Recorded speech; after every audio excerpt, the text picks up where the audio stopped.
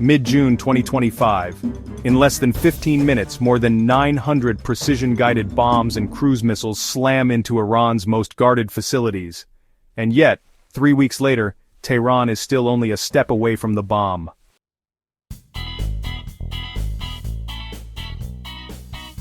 Hey, Gocho Culture Joe here. The Spanish channel Visual Politic just dropped an excellent deep dive on Iran's nuclear sprint.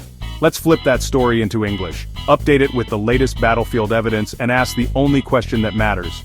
Can anyone actually stop Iran from crossing the nuclear finish line?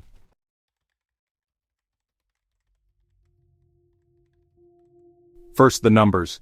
On May 31, 2025, the International Atomic Energy Agency leaked a bombshell report. Iran now holds 408.6 kilograms of uranium enriched to 60%, roughly enough material for 9 nuclear warheads if it's pushed the last 30 percentage points to weapons grade. That stockpile soared by 50% in only 3 months, despite sanctions, sabotage, and diplomacy. Why is 60% scary? Because the physics turns exponential near the top. Jumping from natural uranium up to 20% takes years, 20 to 60 takes months, but 60 to the magic 90% takes days.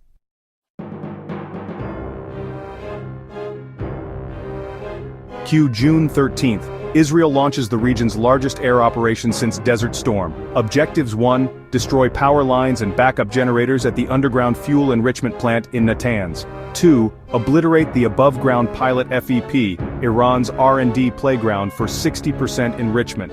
3, cripple centrifuge workshops in Tehran and Karaj. 4, kill the brain trust, the nuclear scientists themselves. Within 48 hours, Iran confirmed 627 casualties, including at least 11 senior nuclear scientists. Israel claims it neutralized Iran's ability to reach 90% for a prolonged period. Tehran naturally says, nice try.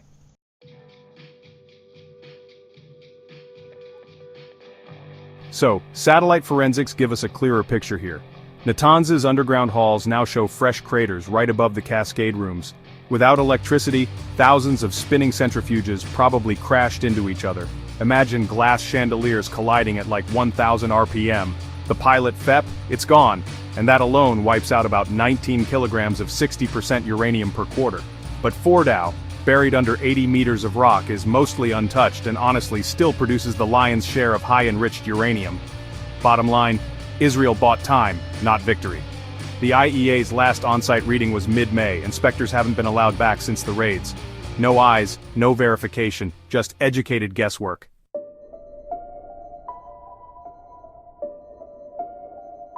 So let's run the breakout clock.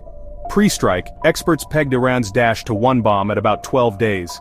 Destroying Natanz's power grid might add 6 to 8 weeks, if Iran can't reroute power or relocate centrifuges.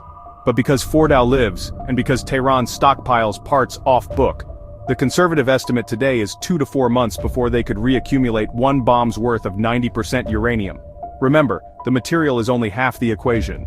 Iran would still need to convert HEU gas to metal, machine a bomb core, design an implosion package, and miniaturize it for a missile. The IEA says those design skills were mastered before 2003 and can't be airstriked out of existence.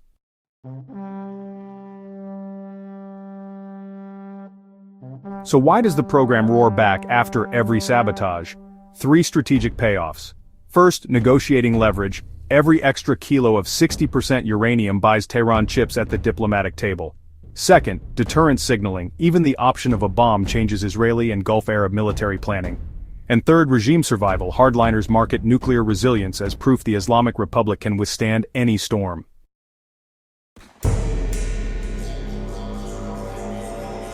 Three paths fork ahead. First, diplomacy 2.0. Trump's envoys are dangling a bigger-for-longer deal. Iran hasn't answered. Second, covert chase. Israel doubles down on cyber ops, scientists in crosshairs, and maybe even more open strikes. And third, nuclear threshold. Tehran mirrors North Korea. Exit the non-proliferation treaty, test a device, and dare the world to react.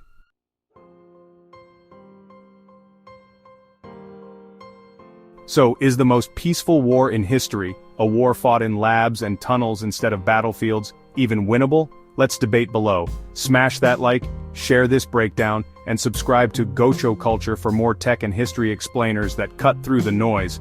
I'm Joe, catch you on the next one. Drop a comment with your take. Should the world trust Iran, or are we already in a silent nuclear race? Let's talk. And hey, if you want more deep dives like this, share the video, help grow the Gocho Culture tribe.